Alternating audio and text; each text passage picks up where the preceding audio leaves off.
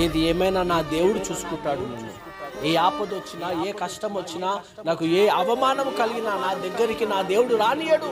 నేను నమ్ముకున్న దేవుడు సజీవుడు, నేను నమ్ముకున్న దేవుడు నా గొప్పవాడు అన్నటువంటి ఆ రుచిని దావీదు చూశాడు. హల్లెలూయా.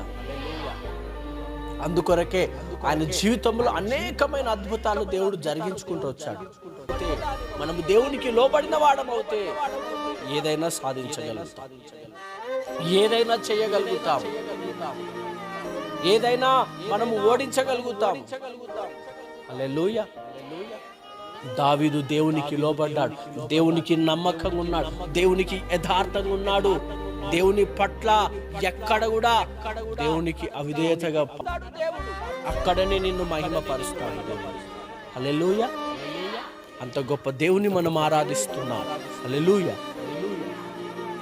దావీదు దేవునికి లోబడ్డాడు కాబట్టి ఎక్కడ తలదించేవాడిగా చేయలేదు దావీదుని. చెప్పండి గట్టిగా స్తోత్రం. ఏం చేయలేదు దావీదుని దేవుడు? తల దించుకునేవాడిగా ఎక్కడ చేయలేదు. దేవుడు